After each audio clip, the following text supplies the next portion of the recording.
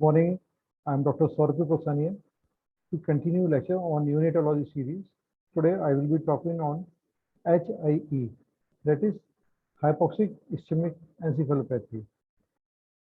I'll cover the topic under the following heads: definition of hypoxic ischemic encephalopathy, role of Apgar score in defining HIE, classification and clinical features of HIE, investigation that are need to be done in a case of hypoxic ischemic encephalopathy, treatment of HIE, prognosis of HIE, and a special comment on neonatal seizures. According to the recent estimates by WHO, approximately 4 million children die each year before they reach the age of 1 month. 98% of these deaths occur in a developing country like ours. Perinatal asphyxia, along with other birth injury, is one of the leading cause of these deaths. In developing country like India, many of the deliveries occur at home, attended by untrained birth attendants. Failure to initiate and maintain respiration at birth may lead to significant hypoxic and ischemic insult to the brain and leading to certain consequences in the CNS known as encephalopathic changes. These changes in the brain following asphyxia are of serious concern because it can lead to long-term neuromotor abnormalities in these children. There is no gold standard definition for HIE or perinatal asphyxia. Previously, the word used was birth asphyxia, but nowadays it has been replaced by perinatal asphyxia because asphyxial injury can occur anytime during in utero, at the time of birth, or in postnatal period. Various definitions are given, but the ones which are in common use are WHO definition of perinatal asphyxia. According to WHO, failure to initiate and maintain breathing at birth is perinatal asphyxia. It is the simplest definition of birth asphyxia given by any agency till now. According to National Neonatal Perinatal Database, moderate asphyxia is defined as slow or gasping respiration or Apgar score of 4 to 6 at 1 minute. That is, when the Apgar score taken at 1 minute is less than 6, the child automatically falls into the category of moderate asphyxia. And severe asphyxia by NNPD is defined as no breathing or Apgar score of 0 to 3 at 1 minute. Another agency known as American Academy of Pediatrics or American College of Obstetrician and Gynecology has defined perinatal asphyxia on the basis of 4 parameters. Presence of all these parameters is mandatory to label a child as suffering from perinatal asphyxia. These parameters are profound or metabolic or mixed acidemia, that is pH of less than 7 in umbilical cord blood, low Apgar score, that is Apgar score of less than 3 for more than 5 minutes, signs of neonatal neurologic dysfunction like seizures, encephalopathy, tone abnormalities, and evidence of multiple organ involvement like kidney, central nervous system, CVS, and GIT. The involvement of or the presence of all these 4 parameters is necessary to label a child as suffering from perinatal asphyxia. In all these definitions, one thing was very common, that is Apgar score. So what is Apgar score? Apgar score is made up of 5 components. These components are heart rate, respiratory rate, tone, reflex, and color of the baby. And each component is given 3 scores ranging from 0 to 2, 0, 1, and 2. So a maximum score that a newborn can have is 2 into 5, that is 10, and a minimum score that a newborn can have is 0. So for heart rate, if heart rate is absent, the score is 0. When heart rate is less than 1, it is when heart rate is less than 100, it is 1, and when the heart rate is more than 100, it is 2. Similarly, when the respiration is absent at birth, it is 0. When the respiratory rates are slow and irregular, it is 1. And when the baby is crying and moving actively, it is 2. When the tone of the body is flaccid or the baby is limp, the score given for this parameter is 0. When there is flexion of the extremities, score is 1. And when the baby is moving all the limbs actively and has a good muscle tone, the score is 2. On insertion of the orogastric or nasogastric tube, when there is no reflex, the score is 0. When the baby grimaces, the score is 1. And when the baby cough or sneezes nicely, the score is 2. And for color, when the color of the baby is blue or pale, the score is 0. When the body of the baby is pink and extremities are blue, the score is 1. And when the baby is pink, the score is 2. So for each component, the score vary from 0 to 2. The maximum score that can be attained is 10. Okay. Now coming back to HIE, hypoxic ischemic encephalopathy. It is very easy to remember. Whenever the baby does not cry at birth, or when the baby does not breathe or does not initiate respiration, there is hypoxic injury, which lead to ischemia, insult, that is sluggishness of the blood flow, and the consequences of this hypoxic and ischemic injury in the brain is known as encephalopathy. So altogether, it is known as HIE, that is hypoxic ischemic encephalopathy. Now, what is HIE? It is an abnormal neurobehavioral state or CNS dysfunction caused by hypoxia, in which the predominant pathogenic mechanism is decreased cerebral blood flow. It is a prime concern in an asphyxiated newborn because it is associated with significant mortality and long-term neurological sequelae among survivors. It has been found that HI is the third leading cause of neonatal death, that is 23%, following infection, which is at the top, comprising 36% of all neonatal deaths, followed by preterm birth, which stands at number 2, 28%. Now, what causes hypoxic ischemic insult or birth asphyxia? Interruption of the maternal-fetal exchange at any level can lead to sluggishness of the blood flow to the fetus and hypoxic injury. The causes of this are seismic or maternal condition like cardiopulmonary arrest in mother, eclamptic mother, hypovolemic shock in mother, and trauma. The causes related to uterus include uterine rupture. Placental causes include abruptio placenta, and cord-related causes are cord compression, cord rupture, or knotted cord.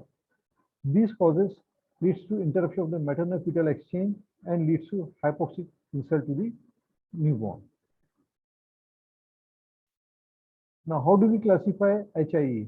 HIE classification has been done by multiple authorities, and there are various classification systems. The important ones are Sarnat and Sarnat staging, Levin classification, and Thompson staging. Sarnat and Sarnat staging is very comprehensive. It includes multiple parameters and it is difficult to remember. So for all practical purposes, we use Levin and Thompson staging. But in present class, I will be focusing more on Levin classification. Levin classification for HIE takes into consideration 4 parameters: consciousness of the child, tone of the child, presence or absence of the seizures, sucking or respiratory effort. Child is said to be suffering from mild birth asphyxia or mild HIE when the child is irritable, tone is low, that is hypotonic, seizures were absent, and poor suck in the setting of birth perinatal asphyxia. So presence of these criteria makes the child to fall in the category of mild HIE. But when the child is lethargic, has marked hypotonia, seizures are present, and child has poor respiratory efforts and does not suck on the mother's breast, then he is classified to be suffering from moderate asphyxia. And when the child is comatose, has severe hypotonia, seizures are prolonged, are unable to be controlled by anti-epileptic drugs, and when they have poor respiratory efforts and they are unable to sustain their spontaneous respiratory efforts, child is said to have severe HIE. Okay. So what are the clinical features? In mild HIE, Tone may be normal, decrease or increase, but tone is often slightly increased. On elicitation of deep tender reflexes, they are brisk. Child is sleepy, irritable, and have high-pitched cry. They feed poorly. They are often sloppy and disorganized. On examination of the pupils, they are dilated, that is, mydriasis is present. Auscultation of heart reveals tachycardia. Seizures are usually absent. The important point to remember is duration of symptoms is usually less than 24 hours, and CNS examination becomes normal by day 3 to 4 of life. And outcome of such baby is very good. Almost 100% have normal neurological outcome. So the important points to remember are child is sleepy and irritable. On examination of people, mydriasis, tachycardia, seizures are absent, and symptoms usually resolves within 24 hours. And CNS examination becomes normal by day 3 to 4 and have 100% normal outcome. In newborns with moderate HIE, you will see mild hypotonia along with lethargic and obtunded child. In HIE1 or mild HIE, child is irritable, but in this case, the child would be lethargic and obtunded. Pupils are myotic or constricted, while in mild HIE, pupils are mydriatic. Heart rate, there is bradycardia. Seizures are common in first 24 hours of life. Duration of symptom is 2 to 14 days, and outcome is 80% of such baby are normal, and abnormal neurological outcome is seen if the symptoms persist for more than 5 to 7 days. So important point to remember in moderate HIE is pupils are myotic, bradycardia, seizures, duration of symptoms 2 to 14 days, outcome is 80% good outcome, and if the symptoms persist for more than 5 to 7 days, abnormal neurological outcome can be expected. Severe HIE, the child is stuporous and comatose, flaccid, and decreased spontaneous movement. Reflexes are usually absent. Pupils are mid-position, often unequal, and shows poor light reflex. Heart rate is variable, that is, heart rate may increase or decrease. Breathing pattern is irregular. Child may have apnea and may need ventilator support. Seizures are uncommon because the child goes into HIE stage 3 only when the seizures are not controlled well in HIE stage 2 and child has become unconscious. Sometimes seizures can be present and they are often very difficult to get controlled. Outcome of severe HIE, 50% of babies die and remainder will have severe sequelae. So the clinical feature of HIE 1, 2, and 3 can be remembered very easily. In HIE 1, the pupils are mydriated, you will get tachycardia, seizures are absent, and the duration of symptom is usually less than 3 days, and they have excellent outcome. For moderate HIE, pupils are myotic, you can get bradycardia, okay, and then seizures are present in HIE stage 2 or in moderate HIE, and these seizures usually occurs within first 24 hours of birth. They have duration of symptom is usually 2 to 4 days. If the symptoms persist for more than 5 days, then abnormal neurological outcome can be expected. But if the symptoms resolves within 5 to 7 days, then 80% of such babies have very good outcome. And in HIE stage 3, the child is obtunded, lethargic. They have mid-position pupil, often reacting unequally, variable heart rate. Seizures are usually absent, or if present, they are very difficult to be controlled. Most of the patients who are in HIE3 do not survive, and those who survive have very poor neurological outcomes. So what are the investigations that we need to do in a child with HIE? EEG to characterize the type of seizure. Nowadays, AEEG, that is amplitude integrated EEG, is recommended in all newborns who have undergone asphyxial injury. Cranial USG is an important investigation that is to be done in all newborn who suffers from parental asphyxia because it can detect periventricular leukomalacia, intraventricular hemorrhage, especially in preterm babies. CT scan and MRI, when the clinical condition of the child permits, these neuroimaging are always beneficial in determining the extent of injury to the neonatal brain and also in the prognostication. Other investigations that are to be done are cardiac markers, troponin T, troponin I, CPK-MB levels, renal function tests, because kidney is one of the most common organ that is affected in a child who suffers from parental asphyxia. Septic screen to rule out associated sepsis and X-rays if required. Now, how do we manage such baby? First of all, the most important aspect in managing such baby is the care that is to be given in delivery room. So always while attending a delivery, anticipate difficult delivery or a delivery with complication. So always see that a pediatrician or a staff who is skilled in neonatal resuscitation is available at the point of delivery.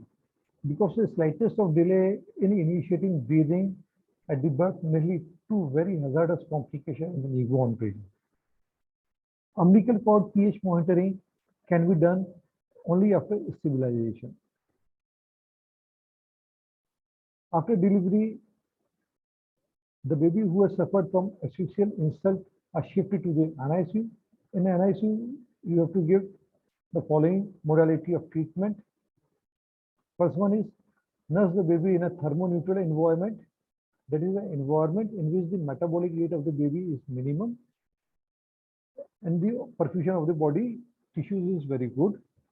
Maintain the patency of the airway, either by intubation or by clearing the airway. Always maintain oxygenation. Oxygenation, if the child is unable to breathe spontaneously and the saturation is not improving or is falling, give oxygen by hood, nasal prong, continuous positive airway pressure, or heated humidified high flow nasal cannula, or mechanical ventilation. These are the various modalities to improve oxygenation in the child. And you have to support circulation. For this, you have to start intravenous fluid. If the child is in shock or has poor perfusion or poor peripheral pulses or low blood pressure, you can start inotropes. Preferred inotropic agents are dopamine and dobutamine. Dopamine is started in a dose of 5 to 20 microgram per kilogram per minute, and dobutamine in a dose of 5 to 15 microgram per kilogram per minute. If the child doesn't improve on these inotropes, you can go and add adrenaline or noradrenaline depending on the child's condition, and sometimes milrinone as well. Give normal saline or ringer lactate boluses in a dose of 5 to 10 ml per kg if the condition of the child necessitates it. Always start with glucose infusion to maintain and support the metabolic needs of the body and take care of the metabolic functions like sugar, monitor sugar, monitor calcium, monitor renal function, etc. So in NICU, you have to maintain TABC, that is temperature, airway, breathing, circulation, and the nutrition need of the child. In a child who has suffered from HIE, seizures can occur, and if seizures occur, they usually occur within first 24 hours of birth. So to treat seizures, you have to follow the standard protocol. That is first identification and correction of the hypoglycemia, because it is again one of the most common causes of seizure in the neonatal period, followed by correction and treatment of hypocalcemia. Hypoglycemia is treated with an infusion of 2 ml per kg of D10% solution to be given slowly. And if the child does not improve to seizures with sugar with glucose solution, consider hypocalcemic seizure and give calcium. If these seizures are not controlled with glucose infusion and calcium infusion, you can use anti-epileptic drugs. The drug of choice is phenobarbital. It is given in a dose of 20 milligram per kilogram, set slowly over 30 to 40 minutes as an intravenous infusion. And if the seizures are not controlled with first dose of phenobarbital, you can repeat phenobarbital and go up to a maximum of 40 milligram per kilogram slowly. If the seizures are not controlled with phenobarbital, you can use phenytoin and start midazolam infusion. Nutrition management is very important for this. Start total parental nutrition. It is started when you anticipate that the baby is not going to be on significant feeds for the next 3 to 5 days. Starts feeding. Enteral feedings are started once newborn is hemodynamically stable and of inotropic support. Always watch for necrotizing enterocolitis in such babies because of asphyxial injury and ischemic insult to the various tissues of the body. Mesenteric ischemia can occur, which can lead to anesthesia. The newer modalities of treatment includes therapeutic hypothermia. Now, therapeutic hypothermia is gaining popularity in managing newborn with birth asphyxia. The indication to start therapeutic hypothermia are: it has to be started within first 6 hours of insult. The gestational age of newborn should be more than 36 weeks. It is to be done in an NICU with level 3 setting in a child who has suffered from moderate to severe asphyxia. It is continued for at least 72 hours, and the method is temperature of the body is maintained in the range of 30 to 34 degrees Celsius. Two methods of therapeutic hypothermia are used. One is whole body cooling and second is selective head cooling. Mechanism how therapeutic hypothermia works: it reduces metabolic rate 7 to 8% lower per 10 degree per degree rise in body per degree Celsius decrease in body temperature. It reduces the influx of iron, especially calcium and sodium. It decreases excitatory transmitter release. It reduces the vascular permeability and edema, and it also reduces the apoptosis. Other therapy that can be followed includes prophylactic phenobarbital therapy. It has been used at various centers, but its recommendation for its use in all newborn who has suffered from asphyxia still awaits further trial.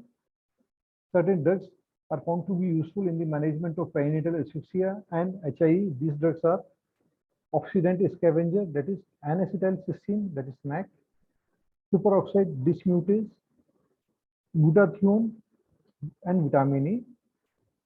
Free radical blockers like allopurinol, oxypurinol, calcium channel blocker like nimodipine, flunarizine, NMDA receptor blocker like magnesium dextromethorphan, and blockage of inflammatory mediators like indomethacin and phospholipase A2. These drugs are all under trial for the prophylactic treatment of perinatal asphyxia. Now coming to the prognosis. Prognosis is excellent in HIE stage 1. 100% of the baby have normal neurological outcome. In HIE2, 80% of the babies will have normal outcome and 20% babies will have morbidity. And this morbidity is especially seen in those babies who have symptoms for more than 5 to 7 days. In HIE stage 3, 50% of the baby do not survive, and 50% of the baby who survive will have long-term neurological morbidity in terms of cerebral palsy, visual impairment, hearing impairment, intellectual impairment, and motor disability, etc. Follow-up. All these babies require regular follow-up. We have to do complete neurological assessment at routine intervals. Psychometric assessment is done at 18 months of age. BARA and other tests are to be done at routine intervals. Stage 1 has excellent prognosis, as I have already discussed. Stage 2, 50% are normal, and 30 to 50% will have major CNS complication, and 10 to 20% will have minor CNS complication. In stage 3, 50% will not survive, and 50% will have serious long-term neurological sequelae. Now coming to the neonatal seizure. Neonatal seizure is a common phenomena seen in a tertiary level NICU, especially in those who are born with perinatal insults or who have certain brain anomalies. Now, what are neonatal seizures? It is a paroxysmal alteration in neurological function, and various types of neurological seizures are classified. The common ones are subtle seizure. It is most common type of seizure. The seizure activity is so subtle that it is often mislooked. The common type of subtle seizures are chewing movement, lip smacking, boxing jabs, and cycling movement. Clonic seizure, it carries the best prognosis. Then clonic seizure and myoclonic seizure. Myoclonic seizures carries the worst prognosis. Common causes of seizures are HIE, it is the commonest cause, followed by intracranial hemorrhage, metabolic causes like hypoglycemia, hypomagnesemia, hypocalcemia, inborn error of metabolism, infections like meningitis, meningoencephalitis, and developmental defects of the brain like cerebral agenesis. These are the few common causes of seizures in the newborn period. The investigation that are to be done in all children or all newborn who present the neonatal seizures are blood sugar, because hypoglycemia is an important cause of seizure, blood calcium level, because hypocalcemia can again present with seizures in the newborn period, hypomagnesemia, intractable seizures are often because of hypomagnesemia in the newborn period, bilirubin level, because bilirubin encephalopathy known as carnitine can have seizures in the neonatal period, and serum electrolyte level. These are the routine investigations that are to be done apart from CBC, blood culture. Okay, RTA blood gas analysis is to be done in child who has suffered from perinatal asphyxia, and when you think of metabolic causes of neonatal seizures, lumbar puncture is indicated to rule out meningitis and other intracranial infection. Cranial EEG is always done. Electroencephalogram, EEG and AEEG is always recommended. Neuroimaging with CT scan and MRI to determine the extent of the brain injury is always recommended. Always skin for torch infection and IEN. Treatment: ensure TABC, that is, nurse the baby in a thermoneutral environment, maintain the patency of the airway, support breathing, and support circulation with intravenous fluid and inotropes if required. Correct hypoglycemia with D10% solution in a dose of 2 ml per kg. If seizures are not controlled, treat hypocalcemia with calcium gluconate solution in a dose of 2 ml per kg of 10% solution. Third is anti-epileptic drug. I have already discussed that phenobarbital is a drug of choice. It is to be given in a dose of 20 mg per kg set, and you can go up to 40 milligram per kilogram if the seizures are not controlled with loading dose. Second is penetrant. It is given in a dose of 20 mg per kg as a loading dose, and you can again go up to 40 milligram per kilogram. And third is benzodiazepine. Newer anti-epileptic drugs are also being used in the management of neonatal seizures, and these drugs are levetiracetam. Okay. When anti-epileptic drug refractory seizures are present, you can use sodium valproate, lidocaine, parallelisone, and vigabatrin. These drugs are to be used only after ensuring that the child is being on mechanical ventilator. Pyridoxine is again a very important drug which can be tried in a child who has refractory seizures. Thank you.